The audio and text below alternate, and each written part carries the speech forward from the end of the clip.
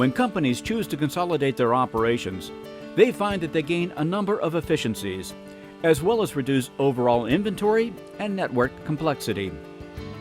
This is Conair Corporation's latest facility, built in Glendale, Arizona.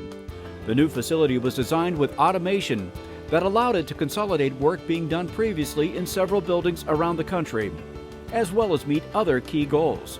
There were a couple different objectives when this building started. One was to bring the parts business back in and fulfill those parts for Conair, to Conair customers directly.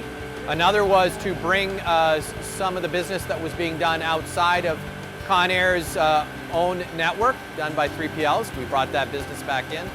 And also there was an opportunity to consolidate within other Conair facilities. But the ultimate goal was to provide a facility that could do drop ship, that we could do omni-channel on behalf of our customer base, either retail or direct to consumer. The building as well was built not with the current demand in terms of space and business in mind, but within a much larger vision of growth. Conair reached out to DMW&H, a material handling systems integrator, to determine the layout of the facility and the automated material handling and software systems that were best for meeting the operational objectives. This is the first Conair facility to have a foray into direct to consumer. So it created a lot of challenges for us, the number of SKUs that are offered, the label requirements, turnaround time necessary to meet our customers' requirements. We typically turn orders in 24 hours or less, so it's a pretty aggressive timetable. And all of this is done seamlessly for our customers. What makes that happen is a combination of automation technology and software. A Manhattan warehouse management system coordinates with the Shiraz warehouse control system from DMW&H to keep things moving within the automation. Data gathered from the software also provides flexibility, as managers are able to deploy labor where it is needed most. We're able to actually move resources around. Cross-training is huge in this building because we have very many different areas of responsibility. So people who are actually doing value add, which is quality control, are also trained in picking. That we use pick the voice technology in this building, and they're also able to go out and pick in our warehouse as well. The automation allows us to do that. Voice-directed picking is deployed in several areas of the building, including 3 pick modules, where piece picking and many e-commerce orders are filled. Workers in the facility perform some 250,000 picks each day. Pick 1 Interplak. Grab 1 Interplak. 4 Delta 3.